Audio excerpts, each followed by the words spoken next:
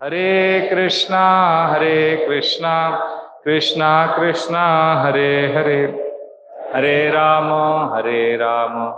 राम राम हरे हरे।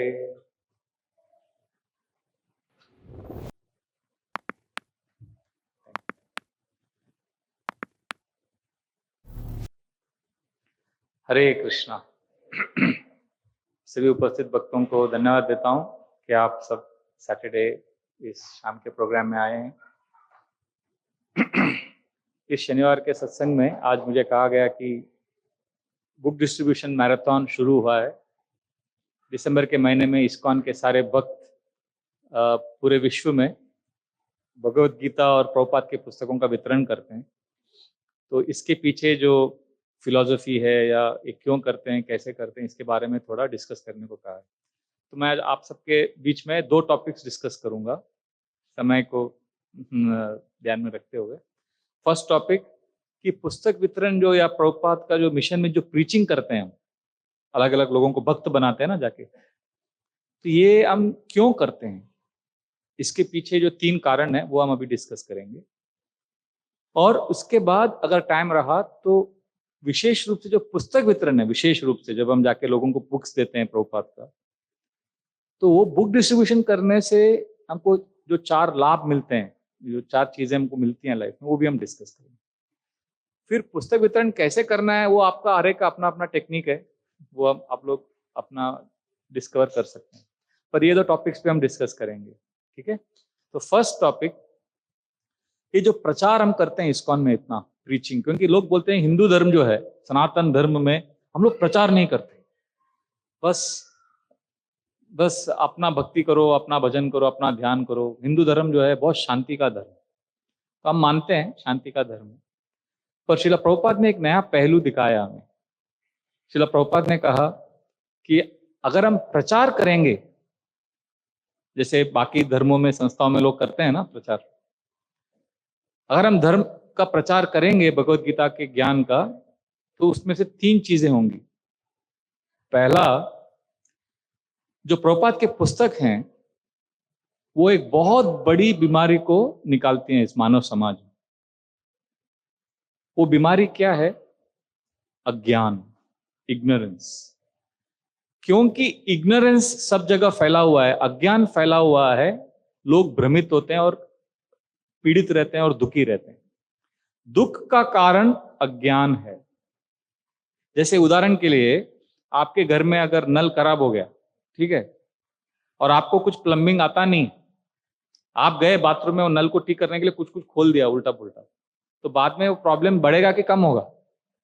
बढ़ेगा। क्यों? इसमें प्रॉब्लम क्या था कि पानी लीक हो रहा है, तो सॉल्यूशन था कि प्लम्बिंग आना चाहिए। अभी आपके पास वो ज्ञान नहीं है, और अज्ञान में जब हम समस्याओं का समाधान करते हैं तो वो समाधान से जो पहला प्रॉब्लम था उसमें बड़ा प्रॉब्लम होता है। आपका अगर लैपटॉप कंप्यूटर खराब हो गया, ठीक है, और आप बोलते हो कौन हो कंप्यूटर एक्सपर्ट को, कौन बुलाएगा लैपटॉप, वो पैसा लेगा, मैं खुद करता हूँ। आपको कुछ पता नहीं है, आप कंप्यूटर खोल देते हैं अंदर का सब वायर वायर, तो क्या होगा? आपका कंप्यूटर पूरा खराब हो जाएगा। और कैसे खराब होगा? जो पहले खराब था उससे ज्यादा खराब होगा, है ना। अब किसी को कुकिंग नहीं आता है बिल्कुल, वो आप बोलता है आपको घर पे, आप बोलता है कि आप मेरे घर में आओ, मैं आपको खाना खिलाता हूँ, तो आप बोलते हो आपने कुकिंग किया कभी? नहीं, पहली बार कर रहा हूँ। अब आओ, आप घर पे आओ, मैं पहली बार किचन में जा रहा हूँ। वो पहली बार किचन में जाता है, तो किचन में जाने के बाद वो जो भी करता है किचन में, उसके बाद किचन का हालत क्या होगा? उसको कुछ आता ही नहीं है। अज्ञान में जब हम समस्याओं का समाधान करते हैं तो जो पहले प्रॉब्लम समस्या था उससे भी बड़ा समस्या उत्पन्न होता है ना। जैसे पहले लोगों को चलने को बहुत टाइम लगता था, चलना पड़ता था ना बहुत लंबा लंबा, तो वैज्ञानिक लोगों ने कहा कि अरे बहुत चलना पड़ता है, बहुत तकलीफ होता है। गाड़ी का आविष्कार हुआ, अभी फास्ट जाते हैं ना हम लोग, पर अभी गाड़ी के आने से अभी दूसरा प्रॉब्लम चालू हो गया, प्रदूषण, पोल्यूशन इतना हो गया कि लोगों के पास अभी श्वास लेने के लिए हवा नहीं है, पीने के लिए फ्रेश पानी नहीं है, तो अभी श्वास नहीं ले पा रहे हैं। अभी सुप्रीम दिल्ली में कितना बड़ा प्रॉब्लम चल रहा है। तो अभी कौन सा बड़ा प्रॉब्लम है, चलना प्रॉब्लम है कि श्वास लेना प्रॉब्लम? तो देखिए, वो अज्ञान में जब हमने समस्याओं का समाधान करने का प्रयास किया तो जो पहले समस्या था उससे बड़ा समस्या उत्पन्न होता है। तो उसी प्रकार जो जीवन में हम सबको सुख शांति चाहिए, खुशी चाहिए, है ना, सब लोग खुशी की तलाश में। वेदांत सूत्र में कहा गया है आनंदो मयो भ्यासात, सब लोग आनंद की खोज में हैं, पर अज्ञान में है। और अज्ञान में जब हम खुशी की खोज करते हैं तो इंद्र तृप्ति को खुशी समझते हैं और इंद्र तृप्ति और अधिक करते हैं, और उससे जो पहले दुख था उससे बड़ा दुख उत्पन्न होता है। आपको समझ में आ रहा है? ये बात बहुत इंपॉर्टेंट है। इग्नोरेंस में जब हम प्रॉब्लम को सॉल्व करते हैं तो वो प्रॉब्लम से, जो पहले प्रॉब्लम से बड़ा प्रॉब्लम आ जाता है। तो इसीलिए हमें अगर जीवन में असली में सुख शांति अनुभव करना है तो हमें समझना है कि प्लेजर और हैप्पीनेस अलग है, इंद्र तृप्ति और सुख अलग है। इंद्र तृप्ति में केवल इंद्रियों को थोड़ा, एक माइंड को थोड़ा वो मिलता है, मनोरंजन मिलता है, थोड़ा अच्छा लगता है। पर जो सुख शांति जो डीप विद इन, उसको पाने के लिए हमें भगवान के साथ जोड़ना होगा और लोगों को भगवान के साथ जोड़ना होगा। तो इग्नोरेंस को निकालने का पहला काम ये प्रभुपाद के बुक्स करते हैं। अर्जुन कंफ्यूज थे गीता में शुरुआत में। अर्जुन ने तो कहा कि मैं युद्ध नहीं करूंगा। कभी कभी लोग बोलते हैं प्रभु जी जब मेरा सब लाइफ का प्रॉब्लम सॉल्व हो जाएगा ना, अभी मेरा बहुत फाइनेंशियल प्रॉब्लम चल रहा है, ये प्रॉब्लम चल रहा है, जब सब ठंडा हो जाएगा ना तब मैं भक्ति करूंगा। अर्जुन का लाइफ में पीस नहीं था। अर्जुन तो युद्ध भूमि में थे। युद्ध भूमि में बीच में वो भगवत गीता का ज्ञान सुना उन्होंने। कभी कभी लोगों को लगता है कि लाइफ में जब पीस रहेगा तब गीता पढ़ेंगे हम। नहीं, कभी भी लाइफ में शांति नहीं आएगी, पीस नहीं आएगा। हमको युद्ध भूमि में रहना है। तो इसलिए इग्नोरेंस को अगर निकालेंगे तो हम किसी भी परिस्थिति में सुखी रहेंगे, है ना। तो ये पहला रीजन है क्यों हमें प्रचार करना चाहिए। क्योंकि प्रचार करने से बुक पढ़ेंगे लोग तो अज्ञान चला जाएगा, प्रॉब्लम क्या है समझ में आएगा, सॉल्यूशन क्या है समझ में आएगा। फिर लोग भगवान के साथ जुड़ जाएंगे, हरिनाम करेंगे and they will experience happiness. तो ये पहला कारण है। फर्स्ट रीजन क्या है, व्हाई वी प्रीच, इग्नोरेंस चला जाएगा। दूसरा है जो वैदिक संस्कृति है वो संस्कृति को हम बचा पाएंगे। आप समझ रहे हैं, ये बहुत इंपॉर्टेंट पॉइंट है। हमारे इंडिया में सबसे बड़ा प्रॉब्लम क्या है, हिंदुओं का, सनातन धर्म में जो इंडियन लोग हैं वैदिक संस्कृति में बड़े हुए, उनको प्रश्नों का उत्तर ही नहीं मालूम। गीता में कितने अध्याय हैं पता नहीं, पर आप किसी भी मुस्लिम क्रिश्चियन को पूछिए उनके बाइबल के बारे में, उनके कुरान के बारे में, उनको अधिक पता है। हमारे लोगों को हमारे संस्कृति के बारे में ज्ञान ही नहीं है। जब हम पुस्तक वितरण करेंगे लोगों को अपने संस्कृति में क्या है वो समझेगा और अपने संस्कृति का बचाव होगा। नहीं, ये सही बात नहीं है, सही पॉइंट है ना। जैसे मैं अभी ट्रेन में जा रहे थे हम लोग आंध्र प्रदेश में, आंध्र प्रदेश और उड़ीसा में बहुत घुमा हूँ, गांव में जाके, जहाँ पे बहुत सारा कन्वर्जन होता है अलग अलग धर्म में। अभी हमें बाकी धर्मों से कोई शिकवा गिला नहीं है, वो तो अपने भगवान के बारे में बोल रहे हैं, बोलने दीजिए। हमको इंडिया का ही तो सबसे बड़ा क्वालिटी है, हमको सब सर्वे जना सुखिनो भवन्तु, सब लोगों को, हम किसी से द्वेष नहीं करते, किसी से ईर्ष्या नहीं करते। तो ठीक है, सब अपने अपने धर्म के लोग प्रचार कर रहे हैं तो उसका मुझे दुख नहीं होता। पर जब मैं गाँव में जाता हूँ सबसे बड़ा दुख ये होता है कि हमारे लोग जब दूसरे धर्मों को अपनाते हैं उसमें भी मुझे दुख नहीं है, पर जिस कारण से अपनाते हैं ना वो मुझे उसका दुख है।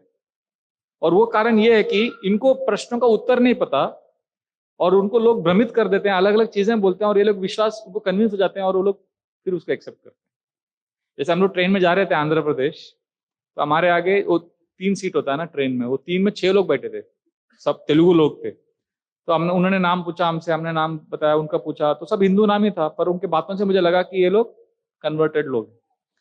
तो बाद में उन्होंने प्रश्न पूछा अलग अलग, जो हमारे जो कंट्रोवर्सी है ना, जो विवादास्पद, मतलब जो बोलते हैं ना, जो कंट्रोवर्सी जो समझ में नहीं आता, अलग अलग टेढ़ा टेढ़ा क्वेश्चन पूछने लगे, महाभारत से, रामायण से, इधर से। तो उन्होंने उत्तर दिया 4 घंटा चला डिस्कशन।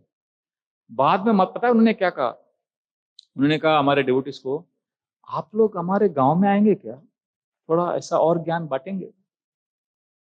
तो मैंने कहा, तो हमारे एक डिवोटी ने कहा कि आप ऐसा क्यों बोल रहे हो। तो उन्होंने कहा क्या है, ये प्रश्नों का उत्तर हमारे पास नहीं था। ये जो कन्वर्शन करने के लिए हमारे गांव में लोग आए तो ये लोग हमको ये सब बोलते थे और बोलते थे आपके भगवान इंडिया के कृष्ण ऐसे करते हैं, राम ऐसे करते हैं। तो हम लोग फिर भ्रमित हो गए और उनके बातों पे विश्वास हो गया और फिर हमने उनके धर्म को अपना लिया। अभी हम लोग वो पूरा फॉलो करते हैं।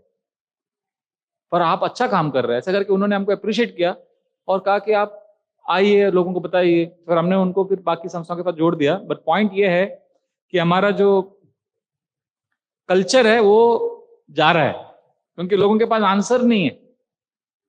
और प्रभुपाद की पुस्तक में आप देखोगे ज्ञान है और प्रश्नों का उत्तर है। हमारे पास पूरा सीरीज है लेक्चर्स का, गोविंद प्रभु का कंट्रोवर्सीज ऑफ महाभारत। कोई भी प्रश्न कंट्रोवर्सी का उसमें आपको आंसर मिलेगा वो लेक्चर सीरीज में। रामायण के कंट्रोवर्सीज के ऊपर आंसर है। और वो आंसर सुनते हैं लोग तो लोगों को लगता है अरे पहले क्यों नहीं बताया, है ना। ये बहुत जरूरी है। तो पहला रीजन क्या है क्यों हमको प्रचार करना चाहिए, कोई बताएगा पीछे से? किसी ने अगर सुना है तो किसी को आंसर। पहला रीजन क्या है प्रचार करने का? हाँ, इग्नोरेंस चला जाएगा। दूसरा कारण क्या है? संस्कृति को हम बचा पाएंगे, है ना। और तीसरा, प्रचार हमें इसलिए करना चाहिए क्योंकि बहुत स्पेशल सेवा है। ये आपको भगवत धाम जाने के बाद नहीं करने को मिलेगा, वो सिर्फ भौतिक जगत में कर सकते हैं। बहुत मजा आता है इसमें, लोगों को भक्त बनाने में। लोग जब भक्त बनते हैं, उनकी सरलता, उनकी मासूमियत को देखकर इतना आनंद आता है। जैसे हम लोग अभी थोड़ा एज हो रहा है, जब 25 साल पहले भक्ति में आए थे, अभी जब यंग डिवोटीज आते हैं मंदिर में और गुरु पूजा में नाचते हैं और क्लास सुनते हैं बड़े ध्यान से, नोट्स लिखते हैं, फिर प्रश्न पूछते हैं, प्रसाद लेते हैं, दीक्षा लेते हैं, उनको देख के इतना अच्छा लगता है कि वाह। और उनको प्रचार करने में और आनंद आता है। ये जो आनंद है ना, आध्यात्मिक जगत में नहीं है, क्योंकि आध्यात्मिक जगत में सब लोग भक्त हैं। उधर क्या प्रचार करेंगे? जैसे एक बार प्रभुपाद के शिष्य थे, तो सब शिष्य बैठे थे, तो उन्होंने अपने नाम का मतलब पूछा। तो प्रभुपाद, एक डेवटी ने कहा प्रभुपाद मेरा नाम, उसको डेवटी का नाम था कुछ कृष्णा दास, ऐसा कुछ तो था। तो कृष्ण के दास हो गया। किसी का नाम था गौरांगा प्रिया दास, जो गौरांगा महाप्रभु को प्रिय हैं, उनके आप दास हैं। ऐसे करके अलग अलग भक्तों के नाम का मतलब बता रहे थे प्रभुपाद। तो फिर एक डेवटी ने कहा, उनका नाम था भवानंद दास। तो उसको लगा उनका नाम है भावानंद दास, जो भाव, भगवान के प्रति जो भाव अनुभव कर रहे हैं, उनका वो भाव उत्पन्न हो रहा है हृदय में, तो वो नाम दिया है मुझे प्रभुपाद ने, ऐसा उसको लगा। तो उन्होंने कहा प्रभुपाद मेरा नाम भावानंद दास है ना? प्रभुपाद ने कहा नहीं, भवानंद दास। भवानंद, भव का अर्थ तो मटेरियल वर्ल्ड है, ये भौतिक जगत है। तो आपने जो नाम दिया है उस नाम का अर्थ से ऐसा लगता है कि जो भौतिक जगत में मजा कर रहा है, भवानंद दास। और भौतिक जगत में तो कुछ आनंद नहीं है। आप तो कितनी बार बोलते हैं दुखालय शाश्वतम, तो आपने मुझे ऐसा नाम कैसे दिया भवानंद दास, जो भौतिक जगत में आनंद में है? ऐसे कैसे हो सकता है? प्रभुपाद ने कहा भवानंद दास का अर्थ है जो भौतिक जगत में मजा कर रहा है, और मजा केवल भौतिक जगत में एक ही चीज का है, प्रचार का।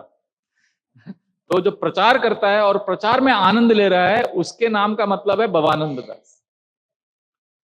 तो ये बहुत विशेष आनंद मिलता है जब हम देखते हैं लोग डिवोटी बनते हैं। जैसे मेरे पास इतने उदाहरण हैं, क्योंकि हम एक फॉर्मल ऐसे इस्कॉन के टेम्पल में नहीं बोल सकते, क्योंकि वो अलग अलग धर्मों के विषय में है, तो लोगों को फिर लोग डिस्टर्ब हो जाते हैं, तो इसलिए हम ऐसा बोल नहीं सकते ऑफिशियली। पर मुझे इतना अनुभव तो मिल गया है कि मैंने ऐसे ऐसे लोगों को देखा है जो अपने धर्म को छोड़ने वाले थे, आंसर नहीं था, फिर उनको समझ में आया, अभी इतने अच्छे अच्छे भक्त बन गए। ऐसे कितने लोग हैं, और इंडिया में तो छोड़िए, विदेश में तो अनलिमिटेड है। तो उनका जब उदाहरण देखते हैं हम, जैसे एक उदाहरण देता हूं, क्रिस मैथ्यूस अटलांटा में, वो अभी कल ही दिया मैंने, अटलांटा के डिवोटीज को लेक्चर दिया ऑनलाइन। तो अटलांटा में वो क्रिस मैथ्यूस करके एक 14 साल का लड़का था। 14 साल की उम्र में से वो मॉर्फिन लेने लग गया। मॉर्फिन एक बहुत बड़ा ड्रग्स होता है। तो वो चर्सी बन गया पूरा। और जब वो 21 साल का हुआ तो 7 साल में इतना ड्रग एडिक्ट हो गया कि वो सब डकैती करने लगा और क्या क्या करने लगा। तो पुलिस ने अरेस्ट किया, जेल में डाला उसको। तो जेल में वो जब था, तो उधर हमारा पुस्तक वितरण हुआ। हमारा इस्कॉन का प्रिजन मिनिस्ट्री है, जैसे अलग अलग डिपार्टमेंट होता है ना मंदिर में, तो इस्कॉन में अलग अलग मिनिस्ट्री है। हेल्थ का मिनिस्ट्री है, प्रीचिंग का, सब प्रिजन मिनिस्ट्री है, जो जेल में जाके प्रचार करते हैं। तो उधर उसको पुस्तक दिया क्रिस मैथ्यूस को। जब उसने प्रभुपाद की पुस्तकें पढ़ी, तो उसको इतना सब प्रश्न का उत्तर मिल गया, उसने चैंटिंग शुरू किया। फिर उसको एक साक्षात्कार आया, उसने लिखा लेटर इस्कॉन के हेल्थ प्रिजन मिनिस्ट्री को कि पहले मैं बाहर रहता था, ड्रग्स लेता था, आजाद था, पर मुझे अभी लग रहा है कि कैसे मैं कैदी था। बाहर आजाद था पर मैं कैदी था, अपने आदतों से बंधा हुआ था, और अब मैं हरे कृष्णा कर रहा हूं, जेल के अंदर हूं पर आजाद हूं। और उसका जो परिवर्तन है, उसके परिवर्तन को देखकर अटलांटा का जो जुडिशरी सिस्टम है, उनका जो अदालत है, वो लोगों ने उसको रिलीज कर दिया। बोला कि आप चले जाओ, आप अभी सुधर गए हो। फिर वो तो जब छोड़ दिया, वो तुरंत जाके मंदिर में ज्वाइन हो गया, और उसका अभी दीक्षा हो गया। उनका नाम अभी मैं बोल नहीं सकता इधर क्योंकि पहले वो, पर आपको क्लास के बाद मिलेंगे तो मैं नाम भी बोलूंगा उनको, और उनको संपर्क भी कर सकते हैं। तो अब उसके बाद वो इतने अच्छे डेवोटी बन गए कि उनको फिर इस्कॉन का जो प्रिजन में, जो जेल में प्रचार होता है ना, उसका इंचार्ज बनाया। तो देखिए, कैदी से कैदियों के इंचार्ज बन गए वो, मतलब प्रिजनर से प्रिजन मिनिस्टर बन गए। ऐसे कितने स्टोरीज है। एक माता जी का स्टोरी बताता हूं, मौरीन। वो कैलिफोर्निया में रहती थी। हमारे चंद्रमौली महाराज और वीर कृष्ण महाराज उसको जाके प्रचार करते थे जेल में। वो माता जी को मालूम है कितने साल का सजा। अभी इंडिया में जब कोई कुछ जुर्म करता है तो उसको कितने साल की सजा होती है? ज्यादा से ज्यादा कितना होगा? उम्र कैद मतलब कितना साल का होता है? 14 साल का। आप विश्वास नहीं करोगे, ये माता जी को 125 साल का सजा सुनाया गया, क्योंकि वो जो टेक्निकल होता है ना, ये जुर्म के लिए इतना, ये जुर्म के लिए, तो टोटल ऐड करके 125 होता है। 125 साल तो उसको जेल में रहना है करके, और उसने ऑलरेडी कुछ 35 साल बिता दिया था जेल में। वो कुछ 65 साल की थी। सोचिए, 35 साल से जेल में है, तभी जाके वो डेवोटी बनी। उधर डेवोटीज ने प्रीचिंग किया, और चंद्रमौली महाराज गए, फिर उसने प्रभुपाद की पुस्तकें पढ़ी, फिर उसने जेल में ऑल्टर बनाया। देखिए, ये लोग इंडियन भी नहीं है। हमको शर्म आनी चाहिए, हम लोग इंडियन होके हम भक्ति नहीं करते, प्रचार नहीं करते। ये लोग सब वेस्टर्न लोग हैं, जो दोनों महाराज अमेरिका के हैं, और प्रभुपाद का पुस्तक प्रचार कर रहे हैं, वैदिक संस्कृति को अमेरिका में प्रचार कर रहे हैं, अमेरिका के लोगों को भक्त बना रहे हैं। और हम लोग बोलते हैं नहीं, हम बस बैठे रहेंगे, अब कुछ नहीं होता, प्रचार करने की जरूरत नहीं है, सब भगवान जब बुलाएंगे, अंदर से प्रेरणा देंगे तब करेंगे। वो तो कभी नहीं होगा, माइंड आपको अलाउ ही नहीं करेगा। तो वो माता जी डेवोटी बन गई, सर्वलक्ष्मीमय। मैं नाम बोल दिया मैंने, ठीक है, माता जी को अच्छा लगेगा। सर्वलक्ष्मीमय माता जी उनका नाम है। उन्होंने वीर कृष्ण महाराज से दीक्षा भी लिया है, और कितने अच्छे डेवोटी है। आप देखोगे तो आपको विश्वास ही नहीं होगा कि उनका पास्ट में ऐसा लाइफ था। वो इंडियन लोगों से ज्यादा भक्ति करती है वो माता जी। दिन भर माला करेगी, भगवान के लिए हार बनाएगी, क्या क्या सेवा करते हैं, मंदिर ज्वाइन, मंदिर में रहती हैं, इतना सेवा करती हैं। तो पॉइंट ये है कि जो भारतीय संस्कृति जो लुप्त हो रही है, जो निकल रहा है, प्रभुपाद ने कहा कि अमेरिका, वेस्टर्न, पाश्चात्य देश के लोग भगवान से बहुत दूर हैं, और इंडिया के लोग भगवान के बहुत निकट हैं। पर अंतर क्या है? पाश्चात्य देश के लोग भगवान के पास आ रहे हैं, और हम लोग भगवान के बहुत निकट है, पर हमारा मुंडी उस तरफ है, हम भगवान से दूर भाग रहे हैं। तो ये संस्कृति को बचाने के लिए ये बहुत इंपॉर्टेंट है। और एडवेंचर देखिए ना, कितना मतलब कितना अच्छा सेवा है, ये बहुत ही जगत में हो सकता है।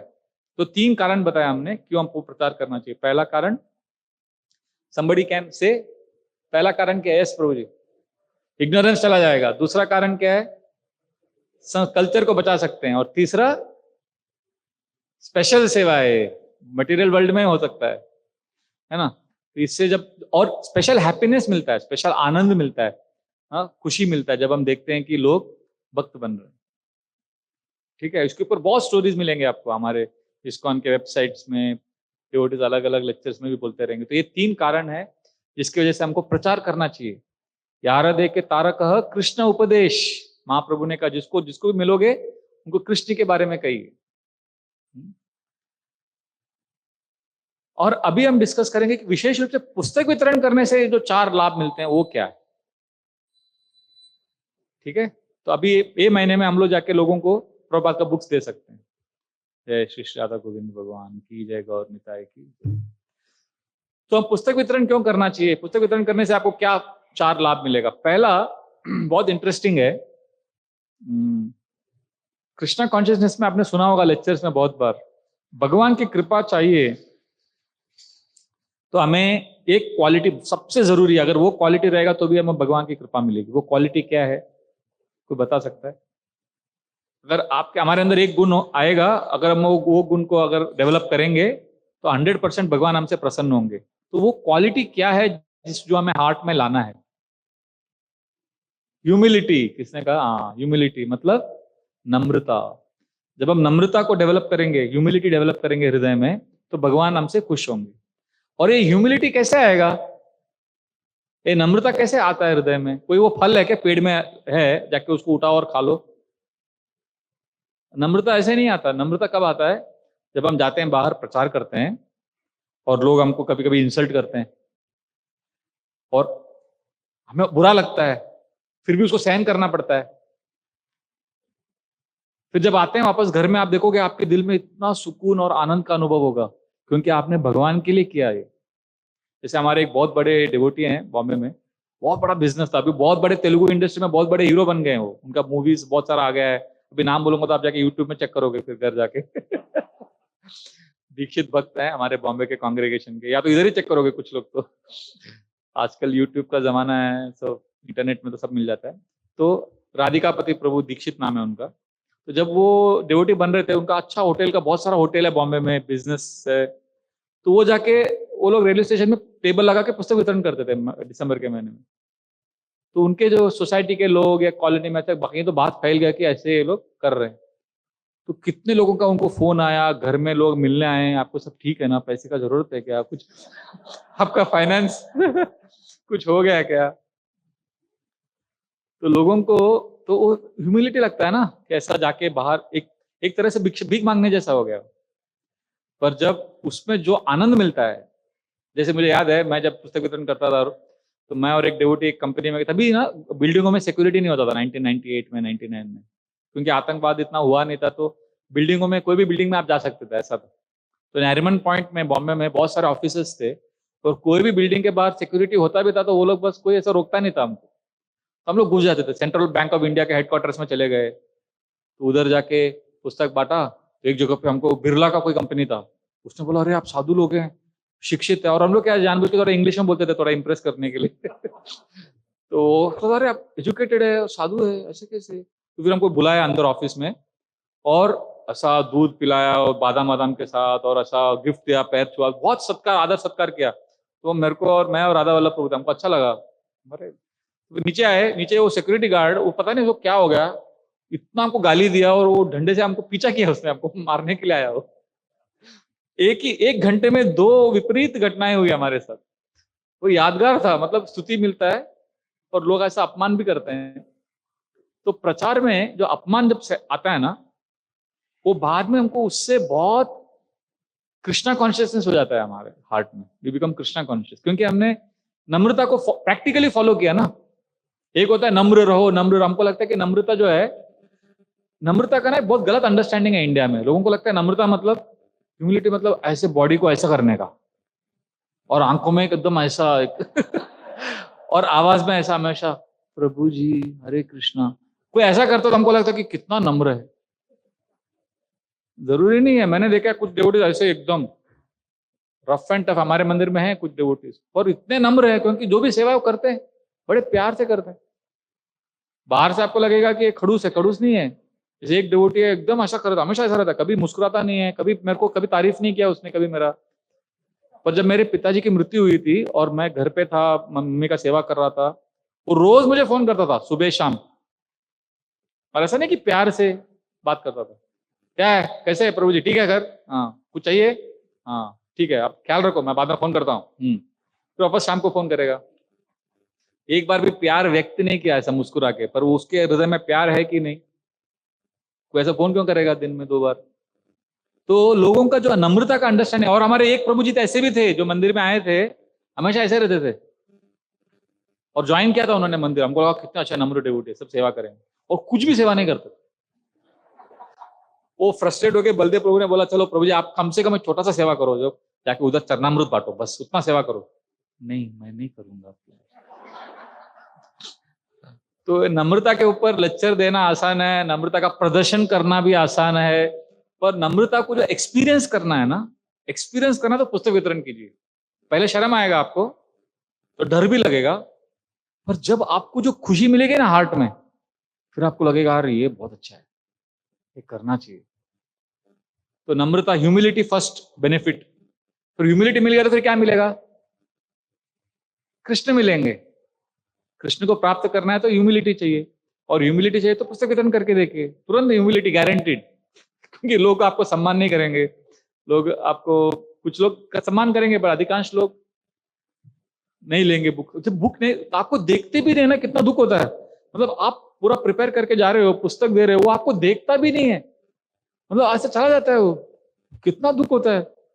यहाँ पे दुनिया में लोग दूसरों को इंप्रेस करने का ट्राई करते हैं, इधर आपको देखता भी नहीं है व्यक्ति, पर 100 लोगों में से कोई एक ने देख लिया, बात किया और पुस्तक लिया, तो फिर उसको बेनिफिट मिलेगा। ह्यूमिलिटी पहला बेनिफिट है।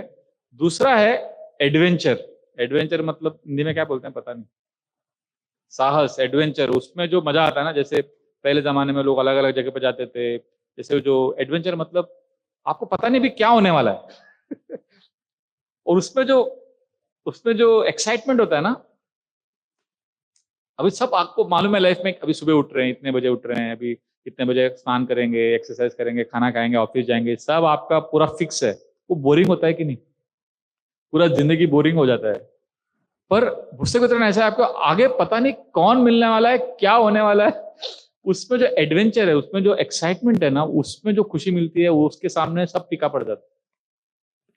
पुस्तक वितरण के एडवेंचर के आगे इस दुनिया का सब एक्साइटमेंट फीका पड़ जाता है। आपको पिक्चर भी देखो तो कैसे आप एक्साइट हो जाते हो ना, अभी आगे क्या होगा, आगे क्या होगा। कोई वेब सीरीज है, कोई ऐसा सीरियल है, आप देखते हो अभी क्या होगा, पर वो क्या है, पैसिव है, आप बैठे हो और स्क्रीन पे देख रहे हो। पर इसमें क्या है, एक मूवी, आप खुद एक्टर हो, हीरो हो मूवी के अभी आपके साथ क्या होने वाला आपको ही पता नहीं है। और इंडिया में आपको डरने की जरूरत नहीं है, इंडिया में कुछ ऐसा प्रॉब्लम नहीं होगा। जैसे हमारे एक मंदिर में डिवोटी आए थे एम्स्टरडैम से, इतना बड़ा उनके इधर पूरा सूजा हुआ था। मैं बोला क्या हुआ?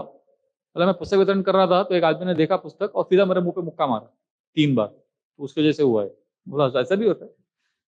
मुझे अच्छा लगा, इंडिया में कम से कम ऐसा नहीं होता है है ना, इंडिया में कितना अच्छा है। तो इंडिया में क्या होगा, एडवेंचर, आपको ऐसे लोग मिलेंगे, अलग अलग लोग। जैसे मैं एक उदाहरण देता हूँ, वो मैं जिंदगी भर मुझे याद रहेगा। पुस्तक वितरण कर रहे थे हम लोग, लोकल ट्रेन में हमने शुरू किया। बॉम्बे के लोकल ट्रेन में पहले कोई नहीं करता था, तो हम लोगों ने सोचा लोकल ट्रेन में ट्राई करते हैं।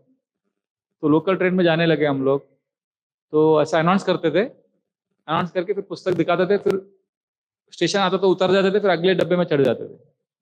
ऐसा करके चर्च गेट से बोरीवली जाते थे, बोरीवली से फिर चर्च गेट, तो 2-2.5 घंटे में पुस्तक वितरण होता था। और मजा आता था क्योंकि वो छोटा छोटा किताब हम लोग कभी 2-2.5 घंटे में 100 किताब बांटते थे, कभी 115। तो मजा आता था जब मैं पुस्तक 2 बैग में भर के लेके जाता था और आते समय ग्रैंड रोड स्टेशन से मंदिर आता था ना, बहुत अच्छा लगता था क्योंकि बैग पूरा खाली। और स्कोर कितना होता था, कभी 130, कभी 120। ऐसा लगता था जैसे वो हम लोग बचपन में क्रिकेट बहुत खेलते थे, मुझे लगता था कि जैसे बैट्समैन को सेंचुरी मार के पेविलियन में कैसा आता है, बड़े खुशी से आता है ना, सबको बैट दिखाते हो। तो मुझे इतना अच्छा लगता था, मुझे लगता था कि मैंने सेंचुरी मारा है प्रभुपाद के मिशन के लिए। और मैं खाली बैग को ऐसा लहराते हुए आता था जैसे कोई बैट्समैन बैट दिखा के आता है और बहुत मजा आता था। फिर मंदिर में आके भगवान के सामने स्कोर जब अनाउंस होता था सुबह, बहुत अच्छा लगता था। तो ये जो एडवेंचर है, एक्साइटमेंट, और उसमें लोग मिलते हैं, ऐसे ऐसे लोग, ऐसे घटनाएं। जैसे लोकल ट्रेन में एक बार मैं और मेरे एक डिवोटी फ्रेंड थे, गौरवाणी प्रभु, हम लोग दोनों गए। तो एक आदमी था, इतना बड़ा साइज का, 6 फुट का होगा, और एकदम मोटा था, बड़ा मूछ था ऐसा, और आंखें ऐसी बड़ी, ऐसा लगा कोई बहुत बड़ा डॉन है कोई, और ऐसा बैठा था। तो मैं डर गया पहले, और उसकी पत्नी बगल में बैठी थी एकदम, उसका ऐसा घूंघट लगाया हुआ ऐसा, पता ना ऐसा, तो चेहरा तो दिखता ही नहीं था उसका, ऐसे बैठी थी, उसके मैं मालूम था पत्नी है, ऐसे बैठी थी वो। तो मैंने अभी हमारा टेक्निक, हमको बुक डिस्ट्रीब्यूशन में होता है ना सेमिनार, तो हमको सिखाया गया था कि जब भी आप किसी पति पत्नी को देखते हो साथ में और पुस्तक वितरण करना है, तो आपको क्या करना चाहिए, वो साइकोलॉजी बता देते हैं हमको कि पुस्तक माता जी को दे देना चाहिए हाथ में, तो उसको लगेगा, माता जी को लगेगा कुछ गिफ्ट मिला है, ऐसा कुछ मिला है। और बात करना है तो आदमी से करो, तो आदमी का जो, पति का जो ईगो है वो उसको संतुष्ट करो, उससे बात करो नम्रता से, और माता जियों को पुस्तक दिखाओ। तो ऐसा हमको साइकोलॉजी बताते थे। हमने बोला चलो ट्राई करते हैं इधर और ये ऐसा एडवेंचर था कि मैं अभी जिंदगी भर नहीं भूलूंगा उसको, क्योंकि मैं गया वो आदमी के पास, तो माता जी को तो मैं देख नहीं पाया चेहरा, क्योंकि ऐसा पूरा घूंघट लगाया हुआ था, तो हाथ में पुस्तक दे दिया ऐसा। तो वो आदमी तुरंत ले लिया उसके हाथ से, ऐसा देखा क्या कर रहे तुम लोग, और जोर का आवाज था उसका एकदम। तो वहां, और वो दोनों डर गए थोड़ा, उनको लगा कोई गुंडा है, कोई ऐसा है। आप लोग नौजवान, तभी हम लोग यंग थे, बोला आप लोग नौजवान हो, आप लोग ये सब कर रहे हो, आपको जॉब करना चाहिए। तो मैंने सोचा अभी उसको मैं तर्क करके उसको कन्विंस कर सकता था कि कैसे ये अच्छा सेवा कर रहे हैं। तो उसने कहा आपको कमीशन मिलता होगा, बोला नहीं कभी कुछ कमीशन नहीं, हम सेवा निस्वार्थ भाव से कर रहे हैं। वो ही नहीं सकता है, कुछ तो कमीशन मिलता होगा। नहीं सच में हम कुछ नहीं करते, सेवा के लिए कर रहे हैं, आप थोड़ा सा डोनेशन दे दीजिए। अरे आप यंग हो, पढ़े लिखे हो, नौकरी करना चाहिए आपको। तो मैंने सोचा अभी चुपचाप हाँ हाँ बोल देते हैं जो भी बोल रहा है, क्योंकि उसको ईगो को वो होएगा, हाँ हाँ बोल देते और एंड में पुस्तक दे देते उसको। तो मैंने कहा हाँ आप सही करें सर, प्लीज पुस्तक लीजिए ना। तो उसको लेक्चर देने का बहुत इच्छा हो रहा था और लेक्चर दे रहा था, देश का भला होगा जब नौजवान लोग काम करेंगे, ऐसा करके बहुत कुछ बोल रहा था। फिर हर 2-2 मिनट में मैं हाँ सर हाँ सर पुस्तक लीजिए। तो उसको क्या हो गया, उसने जब पूरा भड़ास निकाल दिया उसको लगा संतुष्ट हो गया, वो सब सुना दिया। तो उसको फिर हमारे ऊपर दया आ गई। हमने बोला, मन में सोचा मैंने कि दया आए कुछ भी आए पुस्तक ले लो। तो उसको दया आ गई, उसने कहा कितने का है? मैंने कहा आप जो देंगे, मतलब ऐसे 20 रुपए का है। ठीक है, ऐसा करके वो थोड़ा उसका ईगो इतना मसाज किया ना, हमने उसके ईगो को मसाज किया उसको इतना अच्छा लगा तो उसने ऐसा जेब से 100 रुपया निकाला और ऐसा दे दिया, रख लो, और पुस्तक ऐसा ले लिया। हमने ले लिया पैसा, और उस मोमेंट में क्या हुआ, जो मैंने दृश्य देखा, वो उसने 100 रुपया जेब में रखा और सडनली वो माता जी जो अब तक ऐसी थी ना, सडनली उसने घूंघट ऐसा किया और ऐसा बैठ गई और उसके पति को ऐसा हाथ में मारा, अरे क्या करते हो? और उसका आवाज इतना जोर, और ये आदमी ऐसा हो गया एकदम चूहा जैसा हो गया और वो फिर चिल्लाने लग गई, अरे इतना पुस्तक लेके रखते हो, घर पे कुछ पढ़ते नहीं हो, क्या क्या करते हो? तो ऐसा ऐसा डांटने लगी, बाप रे, और ऐसा डांट रही थी और वो ऐसा हो गया एकदम। और मैं उसको देख रहा हूँ, मुझे फिर माता जी को देखा, मैं डर गया, कहीं हमारे ऊपर गुस्सा हो गया, हमको मारने लगेगी। हम लोग दोनों भाग गए, उतर गए, और वो आदमी का तो ऐसा, हम लोग उसके बारे में इतना मजाक हो गया, मंदिर में हम लोग आश्रम में जाके स्टोरी सुनाया। और अभी भी मैं याद करता हूँ ना, मैं ये एडवेंचर जिंदगी भर नहीं भूलूंगा, और इतना मजा एक तरह से पिक्चर जैसा हो गया, मूवी जैसा ही हो गया। तो ऐसे हमको क्या क्या लोग मिलते हैं पुस्तक वितरण में। एक बार एक ट्रेन में कोई पुस्तक नहीं लिया, हमको लगा कि क्या है, कोई पुस्तक ही नहीं ले रहा है। तो एक पागल आदमी था, पूरा सा कपड़ा ऐसा बिखरा हुआ ऐसा ऐसा। तो वो आदमी ने आके बीच में खड़ा, मैं उसको अवॉइड कर रहा था, वो पागल था, पूरा कपड़ा गंदा, बाल भी ऐसे ऐसे, उसने जाके खड़े होके लेक्चर दे दिया उधर सबको, पुस्तक लो। और उसने भगवत गीता से कितना श्लोक सुना है, और बाद में इंग्लिश में बोलने लगा।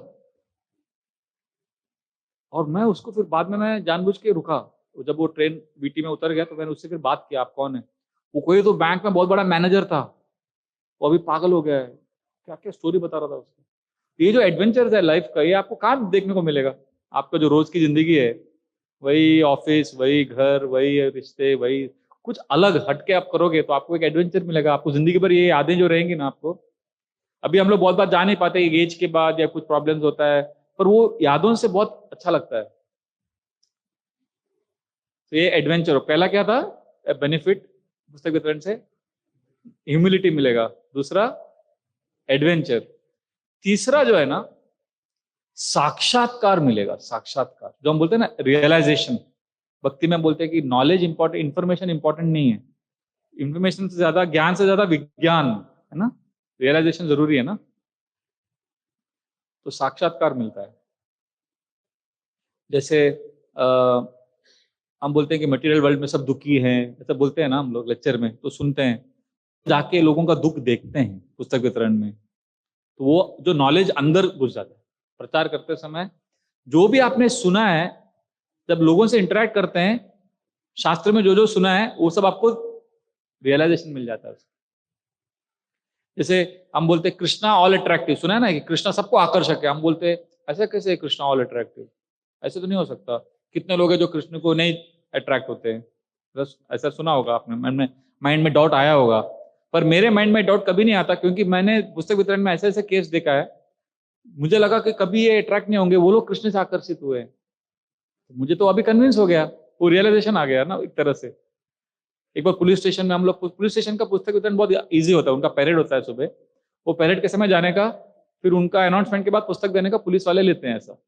एक बार एक पुलिस स्टेशन में वो किसी भी पुलिस वाले ने नहीं लिया, मैं सोचा ऐसे क्यों, ये लोग हमेशा लेते हैं, कोई नहीं ले रहा था। तो एक लड़का आया, वो उधर चाय देता है, वो 10-12 साल का लड़का होगा। उसने कहा अरे महाराज आपका पुस्तक मैं देता हूँ। वो जाके सबको पुस्तक दिया, सब लोग ने पुस्तक लिया। 55 भगवत गीता हम लोगों ने बांटा, 15 मिनट में सब खत्म हो गया। फिर वो लड़के को मैंने कुछ महाप्रसाद था मेरे पास, सब दिया, उसका नाम पूछा, तो उसने बोला मेरा नाम असलम है, असलम शेख। बोला अच्छा। और वो जो हमारा उधर जे हॉस्पिटल के उधर पूरा मुस्लिम एरिया है, वो वो एरिया में वो लड़का रहता था। तो मैंने कहा तुम क्यों बांट रहे थे ये पुस्तक? अरे महाराज हमको ना कृष्णा बहुत अच्छा लगता है, कितना सुंदर है, वो कृष्ण के बारे में ऐसा ग्लोरीफाई किया उसने 5 मिनट।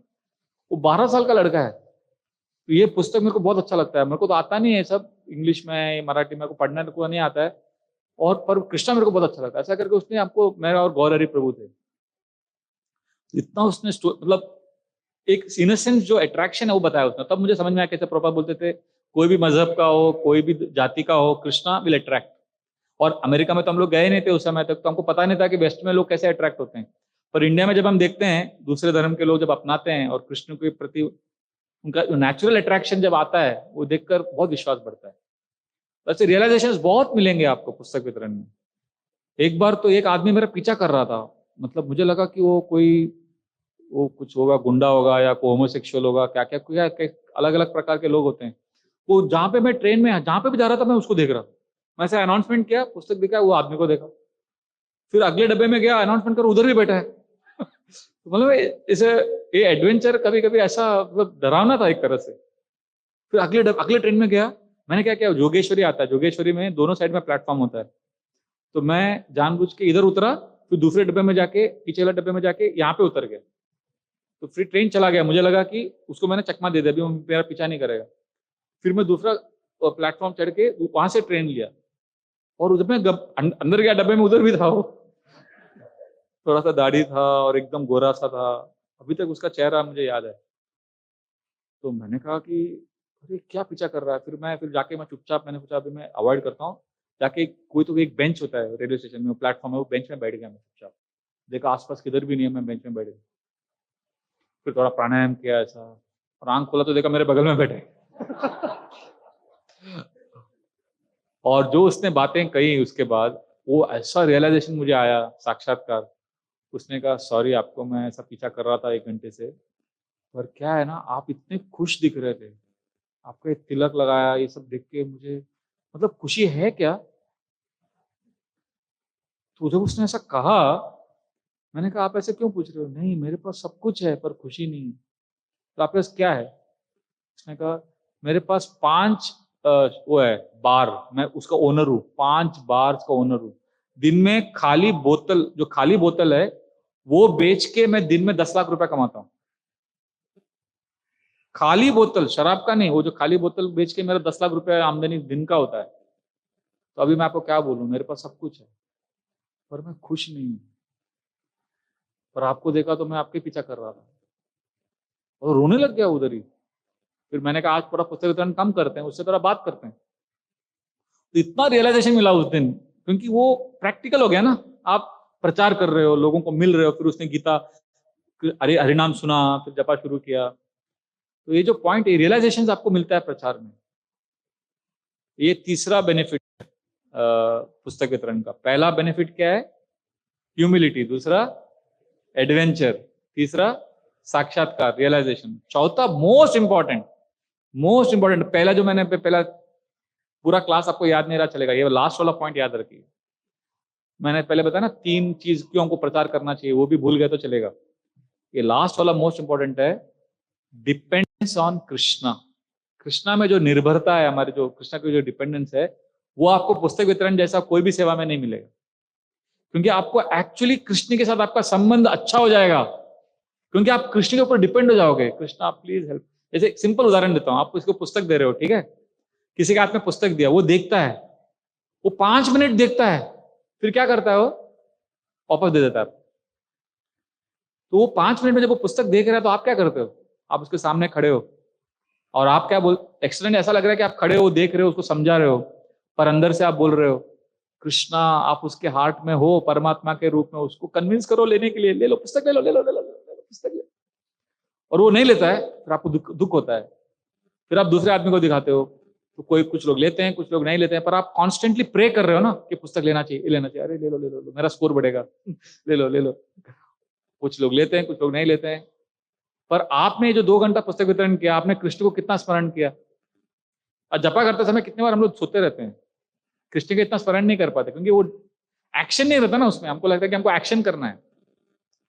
तो पुस्तक वितरण करके देखिए, आपका डिपेंडेंस जो है भगवान पे, और उसका आप विल बिकम कृष्णा कॉन्शियस। जैसे मुझे याद है, मैं दिल से कह रहा हूं, कितनी बार मैं पुस्तक वितरण करके आया, 130 140 करके आया, अच्छा लगा। और कितनी बार पुस्तक कम गया है, ऐसे भी हुआ है कि 20 किताब ही गया। ऐसा होता है ना, क्रिकेट प्लेयर कभी 0 पे आउट होता है, कभी 100 पे। पर मुझे याद है, जब मैं वो कम स्कोर करके आया हूं, मैं माइंड में ज्यादा सेटिस्फैक्शन था, क्योंकि मैंने ट्राई किया ना। भक्ति में यही सबसे बड़ा अंतर है। बाहर की दुनिया में जो नंबर रहता है, स्कोर रहता है, मार्क्स रहता है, उसके ऊपर आपको सफलता मिलती है। कृष्ण भावनामृत में ये नंबर फर्क नहीं पड़ता, आपके जो हृदय की चेतना है उससे आपको सफलता मिलती है। तो कितनी बार मेरा बुक डिस्ट्रीब्यूशन कम हुआ है, पर में आनंद ज्यादा मिला है, क्योंकि हर व्यक्ति को पुस्तक देते समय हम लोग प्रार्थना कर रहे थे। और ऐसा होता है, एक बार मुझे ऐसा सडनली साक्षात्कार आ गया कि मैं ऐसा बैठा था, एक आदमी ने आके ऐसा पीठ ऐसा किया, मैं देखा, 10 भगवत गीता दो। 10 बचा था, 10 दे दिया, ले लिया उसने, एक्स्ट्रा 500 रुपया दिया और चला गया। मैंने कहा, अरे पूरा दिन मैं बांट रहा था, किसी ने लिया नहीं, और ये आदमी को मैंने देखा भी नहीं। तब मुझे रियलाइज हुआ कि बुक डिस्ट्रीब्यूशन इतना स्पेशल सेवा है कि इसमें आप किसी को भी पुस्तक देते हो, वेस्ट नहीं है। क्योंकि आप 100 लोगों को जाके पुस्तक देते हो ना, अगर वो 100 लोग नहीं लेते हैं तो क्या होगा? वो, अगर आपने किसी व्यक्ति को पुस्तक दिया, वो बोलता है नहीं चाहिए मुझे, आगे जाके दूसरा डिवोटी मिलेगा उसको, कभी ना कभी बोलेगा नहीं चाहिए, नहीं चाहिए। वो 100 लोगों को नहीं बोलेगा, बाद में एक दिन उसको इंटरेस्ट आएगा, फिर देखेगा, फिर कुछ दिन के बाद वो ले लेगा। जैसे आप रोड में जाते हो तो देखते हो एडवर्टाइजमेंट ऊपर, एंजॉय कोका कोला, देखा है एडवर्टाइजमेंट? तो आप देखते हो, आप बोलते हो क्या एडवर्टाइजमेंट है, पैसा वेस्ट कर रहे हैं। मेरे को थोड़ी इन्फ्लुएंस होता है सबसे। फिर आगे जाते हो, वापस देखते हो एंजॉय कोका कोला, हर जगह एडवर्टाइजमेंट देखते हैं ना। फिर जाके हमको समझ में भी नहीं आता कैसे, जब हम होटल में बैठे रहते हैं, हम बोलते कोका कोला लेके आओ, वो कैसे अंदर इन्फ्लुएंस हो गया। तो अभी हम जाते हैं रोड पे, तिलक लगा के ऐसा कुछ पुस्तक वितरण देते हैं, लोग बोलते हैं नहीं चाहिए, नहीं चाहिए, नहीं चाहिए। और इतने लोगों ने उसको बोला है कि आगे जाके उसको भी समझ में नहीं आएगा, कभी वो ले लेगा। इसको बोलते हैं एडवर्टाइजिंग ना। तो वो हाजी अली में, बॉम्बे में, वो ऐसा होर्डिंग है, उसका कुछ तो 10 लाख रुपया भाड़ा है। मैं बोलता कौन देखता रहेगा उसको, पर उनको पूरा श्रद्धा है कि यार रोज देखेगा आदमी तो जाके फिर हमारा प्रोडक्ट खरीदेगा। तो कितना बड़ा प्रचार हो रहा है। क्योंकि वैसे ही हुआ ना, जब मैंने किसी को दिया नहीं पुस्तक, वो आके मुझसे ले रहा है, मतलब उसको 100 लोगों ने पहले ट्राई किया रहेगा, फिर आके उसने मुझसे ले लिया। और मैंने जिसको दिया उसने नहीं लिया, मतलब आगे जाके वो ले लेगा। मतलब हम लोगों का सबका एक टीम एफर्ट है, टीम वर्क है। हम लोग सब एक बड़े टीम में, चैतन्य महाप्रभु के संकीर्तन में है, सब अपना अपना छोटा छोटा रोल प्ले कर रहे हैं, और इसीलिए महाप्रभु के मिशन में सब लोग खुश है। पर जब हम ये सोचते हैं ना कि मैं अभी कुछ करूंगा, मैं आ गया हूं, मैं अभी सब करूंगा, तब प्रॉब्लम तब शुरू होता है। पर चैतन्य महाप्रभु ने ऑलरेडी प्लान बना दिया, प्रभुपाद ने ऑलरेडी प्लान बनाया, हमको सिर्फ अपना छोटा सा एक रोल प्ले करना है, पुस्तक देना है। वो नहीं भी लेगा ना, जैसे हमारे मंदिर में दरवाजा अटक गया था एक बार पूरा, उसको हम लोग सब ने आके मारा, वो टूटा ही नहीं, वो खुला ही नहीं। बाद में हमारे एक छोटे से पतले से ब्रह्मचारी थे, नित्यानंद प्रभु, वो आए, उन्होंने ऐसा किया, गिर गया दरवाजा। सबने बोला कितना पावर है यार आपके अंदर। वो एक्चुअली पावर कहां से आया? हो हम लोग सबने उसको मारा दरवाजे को। वैसे ही होता है, एक पेड़ में तूफान आता है, पेड़ हिलता है, ऐसा कुछ होता है, तो सब पेड़ ऐसे ही रहता है। बाद में कौवा आके वो डाली पे बैठता है, डाली गिर जाता है। इसका मतलब ये नहीं कि कौवे में बहुत शक्ति है। तो उसी प्रकार जब प्रचार करते हैं, आपने पुस्तक बांटा, किसी ने पुस्तक खरीद लिया, तो आपको ये नहीं, अहंकार नहीं होना चाहिए कि मैंने इतना पुस्तक बांटा। कितने लोगों ने उसको प्रचार किया होगा, अभी हमको भगवान ने हमको निमित्त बनाकर यूज किया। तो प्रचार में यही होता है, पुस्तक वितरण में नम्र भी बन जाते हैं, और लोग भक्त भी बनते हैं, साक्षात्कार भी मिलता है, और भगवान के ऊपर निर्भरता भी बढ़ता है। ये जो 7 चीजें मुझे बताना था आपको। फर्स्ट पॉइंट, प्रचार क्यों करना चाहिए, उसके 3 कारण बताए। किसी को याद है? 3 reasons why we should preach? First, ignorance चला जाएगा। दूसरा, हम कल्चर को बचा सकते हैं। और तीसरा, स्पेशल हैप्पीनेस जो मटेरियल वर्ल्ड में ही मिलेगा, वो प्रीचिंग से होता है। फिर हमने डिस्कस किया, पुस्तक वितरण करने से स्पेसिफिकली, विशेष रूप से पुस्तक वितरण करने से जो 4 लाभ मिलते हैं, वो क्या है? पहला, humility. Second, adventure. Third, realisation. और फोर्थ, डिपेंडेंस ऑन कृष्ण। मैं आपको एक स्टोरी बोलता हूं, फिर छोड़ देता हूं, फिर आपके ऊपर मनन कीजिए। हमारे एक श्रीवास प्रभु आए थे घाना से, अफ्रीका में है। वहां पे कोई मतलब डिवोटीज कभी मिलेंगे नहीं आपको, बहुत वो लोग ने 1996 में प्रभुपाद सेंटिनरी में वो लोग गांव-गांव में जाके वो लोग प्रभुपाद की डीटी को लेके जाते थे, पुस्तक वितरण करते थे। तो वो लोग एक गांव में गए, रात हो गया था। मैं लास्ट पॉइंट बोल के एंड करता है ना, टाइम 2 मिनट। हरे कृष्ण। तो वो गांव में जाते थे, तो उनको फिर वो गांव में रात हो गया, तो उनको कहा कि वो जंगल जंगल से जाना पड़ता था उधर। घाना, नाइजीरिया सुना है, नाम सुना है? अफ्रीका में बहुत दूर है। हमारे बलदेव प्रभु जाते हैं साल में उधर, 3-4 महीना रह के आते हैं। बहुत ही उधर कृष्णा कॉन्शियसनेस दूर दूर तक नहीं दिखता था। वो जंगल में वो लोग जा रहे थे पुस्तक लेके। श्रीवास प्रभु खुद घाना के हैं, अफ्रीका के हैं। तो एक जंगल से जा रहे थे, तो उधर उनको रात रात होने लगा, तो उनको डर लगा, क्योंकि उधर कैसा है, शेर, टाइगर सब। अभी केन्या के एक रनर को ओलंपिक गोल्ड मेडल मिला मैराथन रेस में। तो उसको बोला कि कीप लागाट, उसको बोला कि आपको गोल्ड मेडल, आप इतना अच्छा भागते हो, उसका सीक्रेट क्या है? उसने कहा सीक्रेट ये है कि हमारे गांव में जो नोटिस बोर्ड है ना, वो नोटिस बोर्ड मेरा सीक्रेट है मैराथन जीतने का। बोला क्या है ऐसा नोटिस बोर्ड में? बोलते हमारे हर 4-5 पेड़ के आगे नोटिस लगा रहता है, शेर और बाघ से सावधान। उधर इतने शेर है उधर वो जंगल में तो वो लोग ऐसे ऐसे जगह पे रहते हैं। तो ये लोग को लगा कि अभी रात को डर लग रहा है, हमको रात को इधर नहीं रहना चाहिए। तो एक गांव वाला मिला, उसको पूछा कि हमको अभी रात को क्या करना है, हम लोग 15 लोग हैं, हम लोग कीर्तन करते जा रहे हैं, कहीं कुछ रहने को मिलेगा? तो वो गांव वाले ने, वो आदमी ने कहा कि थोड़ा आगे जाओ, उधर एक स्कूल है, उस स्कूल में, वो स्कूल के बगल में स्कूल का जो प्रिंसिपल रहता है, तो वो आपको स्कूल का कोई रूम दे देगा रहने को। वो लोग गए, ऐसा कोई, सब अफ्रीका के लोग। उधर जाके उसने वो प्रिंसिपल के दरवाजे पे नॉक किया, टक टक टक टक, दरवाजा खोला, तो वो शॉक हो गया उसने जो देखा अंदर। वो जो प्रिंसिपल था, धोती, तिलक, कंटीमाला, और आप हरे कृष्ण वाले? तो प्रिंसिपल बोल रहा हरे कृष्णा, अरे आप इधर? जानते नहीं थे ये लोग एक दूसरे को। फिर अंदर गए, देखा तो पूरा घर पे ऑल्टर है, डिवोटी है। तो आप डिवोटी है, कहाँ से, कैसे, कौन? कभी उतना प्रश्न आया डिवोटीज के दिल में। तो वो प्रभु जी ने फिर उत्तर बताया कि मैं ऐसे ही स्कूल में पढ़ाता था, 5 साल पहले नाइजीरिया गया था कुछ काम से। तो नाइजीरिया में रास्ते में वो लोग ऐसा कीर्तन वीर्तन कर रहे थे, कुछ मुझको अच्छा लगा, तो मैंने उनसे पुस्तक लिया। फिर पुस्तक लेके पढ़ा, मैंने समझा। फिर मैं वापस गया नाइजीरिया, वहां से सब सीखा। अभी मैंने ऐसा 5 साल में पूरा डिवोटी बन गए हो, और कोई एसोसिएशन नहीं, कोई बोलने वाला नहीं उनको गांव में। और फिर वो प्रभु जी ने सारे डिवोटीज को उधर 3 दिन रखा, फिर गांव में प्रचार किया। ये सब आप देखिए कहाँ कहाँ एक कृष्णा कॉन्शियसनेस फैला हुआ है। तो अगर हम प्रचार करेंगे तो कितने लोग डिवोटीज बन सकते हैं, और शिला प्रभुपाद की कृपा कितने लोगों तक जा सकती है, और साथ में हमको भी लाभ मिलेगा। देखिए मैंने जो इंसिडेंट बताया, ये बहुत सारा चीज मैं 1998 में हुआ था, 1997 में हुआ था मेरे साथ। अभी भी इतना फ्रेश लग रहा है मुझे याद करके। ये ऐसे इंसिडेंट है तो जिंदगी भर आप नहीं भूलेंगे, 25 साल बाद भी आपको याद रहेगा। तो इसीलिए मेरा आप सबसे रिक्वेस्ट है कि अभी मैराथन में बड़े उत्साह से भाग लीजिए। यथाशक्ति, ऐसा नहीं कि आपको 100 किताब करना है। तो हमारा गोल नहीं है कि हमको लाखों किताब बांटा, हमारा गोल है कि हमको कृष्णा कॉन्शियस बनना है और दूसरों को कृष्णा कॉन्शियसनेस देना है।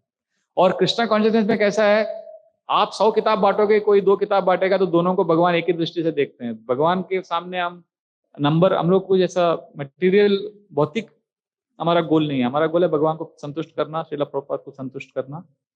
और श्रीला प्रभुपाद के आनंद के लिए आइए हम लोग सब बड़े उत्साह से श्रीला प्रभुपाद के ग्रंथों का वितरण करते हैं, और जो भी मिलेगा उनसे कहेंगे हम, आप पुस्तक लीजिए और इसे पढ़िए और अपने जीवन को सफल बनाइए। Hare Krishna Krishna Krishna Hare Hare, Hare Ram Ram Ram Hare Hare. Srila Prabhupada book distribution marathon की जय।